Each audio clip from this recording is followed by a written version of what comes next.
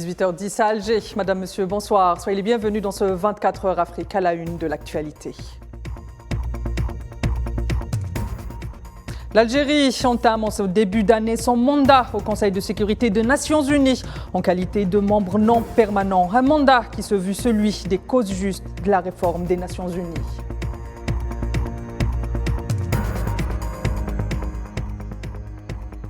Coup de théâtre dans le golfe d'Aden, l'Éthiopie et les territoires indépendantistes du Somaliland signent un accord qui risque de bouleverser la région alors que les tensions persistent en mer Rouge. C'est le dossier de cette édition.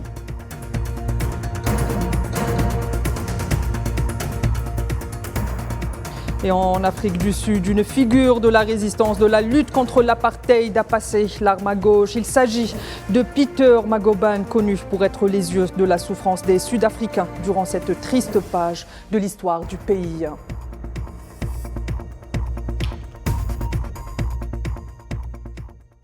Souvenez-vous-en, le 6 juin dernier, l'Assemblée générale des Nations Unies à New York s'est prononcée avec 95% des voix en faveur de l'Algérie pour rejoindre l'organe exécutif des Nations Unies en qualité de membre non permanent pour la période 2024-2025. Et c'est justement en ce début d'année que le pays entame ce mandat avec pour objectif être la voix de l'Afrique, du Sud et des pays en lutte contre le colonialisme et au même titre œuvrer pour la paix, en particulier dans le contexte mondial actuel où la voie des armes a pris le dessus. Khadija Khadaoui. 2024, une année que l'Algérie entame de la meilleure des manières sur le plan international. Le pays fait son entrée au Conseil de sécurité des Nations Unies pour une durée de 2 ans, un siège qu'Alger occupera pour la 4e fois de son histoire après avoir été élu par 95% des voix. Une adhésion qui sera de fait consacrée à la concrétisation de l'engagement ferme maintes fois affiché par le président algérien Abdelmajid Tebboune de porter la voix de l'Afrique au sein de l'organe suprême des Nations Unies.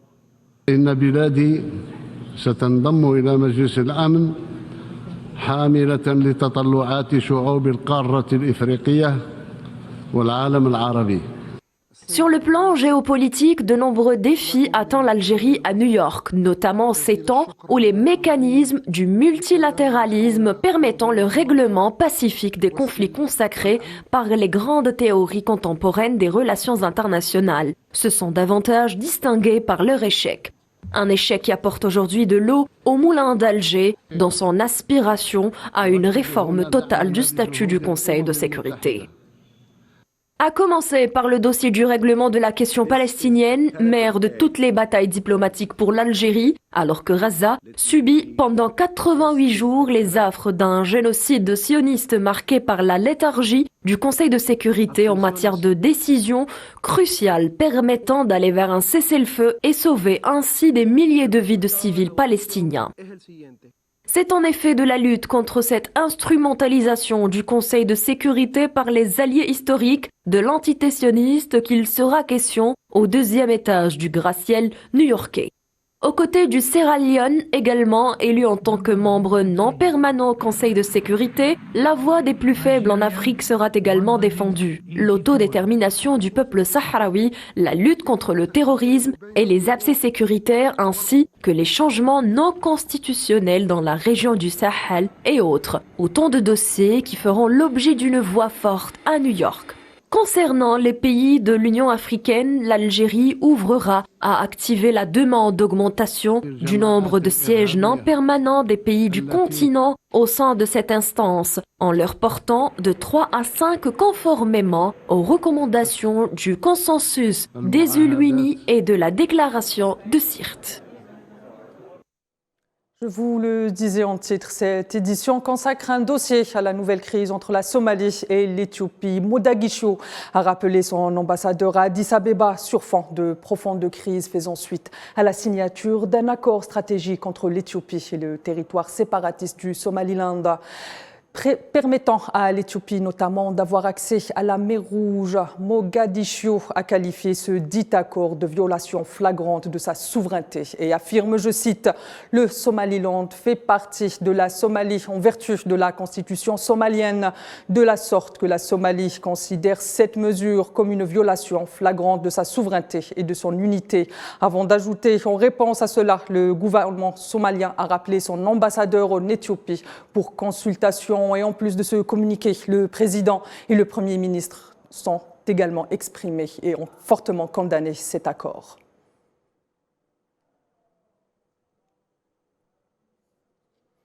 Cet accord surprise qui a jeté un pavé dans la mare a beaucoup fait réagir donc le gouvernement somalien qui a en outre appelé l'ONU, l'Union africaine, la Ligue arabe et les gouvernements régionaux d'Afrique de l'Est, l'autorité intergouvernementale pour le développement IGAD à défendre, je cite, le droit de la Somalie à défendre sa souveraineté et de forcer l'Éthiopie à adhérer aux lois internationales. Et on reste toujours dans le même sujet. Donc, la cité maritime du golfe d'Aden, Berbera, a changé de dimension avec cet accord surprise entre le territoire séparatiste du Somaliland et l'Éthiopie. Un accord signé le 1er janvier 2024 et qui risque de bouleverser les rapports diplomatiques de la Corne de l'Afrique puisqu'il consacre le Somaliland et l'Éthiopie et leurs alliés comme des acteurs clés du grand jeu qui se met en place en particulier sur la rive africaine de la mer Rouge. Le point avec Safwan Ben Sabri. Un accord sans précédent, c'est ce qu'ont annoncé les autorités locales du Somaliland, État séparatiste au sein de la Somalie, et le gouvernement éthiopien. L'accord prévoit entre autres un accès maritime à l'Éthiopie via le territoire du Somaliland, un bouleversement pour l'Éthiopie, mais aussi pour la Somalie.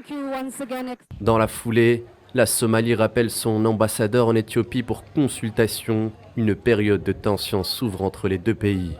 Ce sera le point de départ de notre coopération avec le peuple frère de Somaliland pour grandir et se développer ensemble en coopération et pour assurer notre sécurité commune. Comme nous l'avons déclaré à plusieurs reprises précédemment, nous ne souhaitons pas recourir à la force contre qui que ce soit, mais nous utiliserons plutôt ce que nous avons en coopération. C'est la bonne nouvelle que nous apportons à tous les habitants d'Éthiopie. Une initiative qui a fortement déplu à la Somalie, craignant pour la stabilité de la région.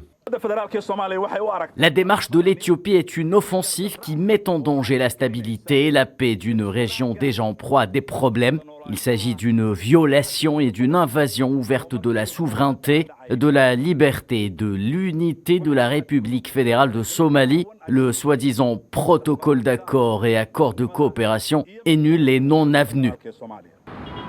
La grande discorde entre la Somalie et l'Éthiopie réside dans la reconnaissance par Addis Abeba du Somaliland. L'Éthiopie devient ainsi le premier pays à reconnaître officiellement l'entité séparatiste. En échange, le Somaliland prévoit non seulement l'accès à la mer à l'Éthiopie, une première depuis 1993, mais aussi l'installation d'une base militaire sur une large parcelle louée à l'État éthiopien. Et santé publique en Éthiopie, l'Organisation mondiale de la santé a annoncé hier lundi avoir enregistré plus de 14 000 cas de dengue dans le pays durant l'année 2023. L'agence onisienne a affirmé par ailleurs que l'Éthiopie est aujourd'hui confrontée à de nombreuses crises sanitaires dont le choléra, la rougeole, le paludisme, la dengue et les déplacements de population dus aux conflits et aux catastrophes naturelles. Précisons que les épidémies de paludisme et de dengue sont particulièrement inquiétante pendant la saison des pluies, quand les déplacements de la population aggravent la prise de santé publique à cause des conditions de vie insalubres et les surpopulations. À noter que l'OMS avait fait déjà part le mois dernier de sa préoccupation au sujet de la hausse des besoins de santé publique en Éthiopie.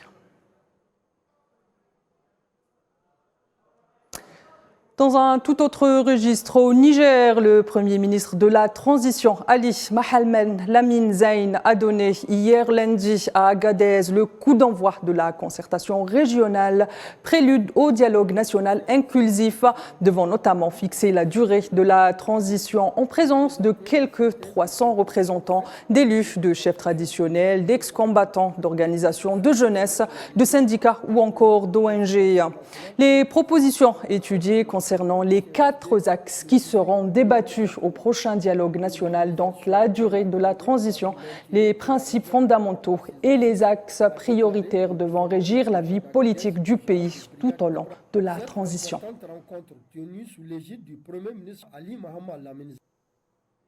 Et dans le dossier soudanais, la coordination des forces civiles démocratiques dirigée par Abdallah Hamdouk tente une nouvelle médiation entre l'armée et les forces de soutien rapide. C'est dans ce sillage que Abdallah Hamdouk s'est entretenu avec le commandant-chef des FSR, Mohamed Hamdan Daglo, hier lundi à Addis Abeba.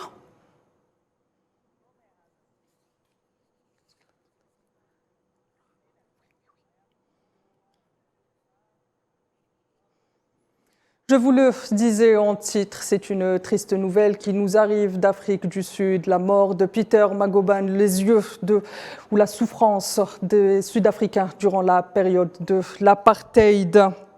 Magoban, surnommé le chroniqueur de l'apartheid, l'une de ses images phares prises en 1956 dans une banlieue aisée de Johannesburg montre une jeune fille blanche assise sur un banc portant l'inscription réservée aux Européens, tandis que sa nounou africaine se trouvait derrière elle. Dans les années 1960, en pleine montée de la lutte anti-apartheid, il couvre l'arrestation de Nelson Mandela et l'interdiction du Congrès national africain ANC. En 1976, sa couverture du soulèvement des étudiants du Soweto lui vaut des récompenses internationales. Lui-même victime du régime de l'apartheid, il a régulièrement été harcelé, agressé et arrêté en 1969, puis emprisonné pendant 586 jours et à l'isolement. Son âme de résistant ne lâchera pas et dès sa sortie, il poursuit sa lutte et en 1990, il est nommé photographe officiel de Nelson Mandela qui venait d'être libéré. Né en 1939 dans un quartier dans la banlieue de Johannesburg, Peter Magoban a grandi à Sophiatown, un quartier qui accueillait autrefois des artistes noirs célèbres et qui a été détruit sous le régime de l'apartheid.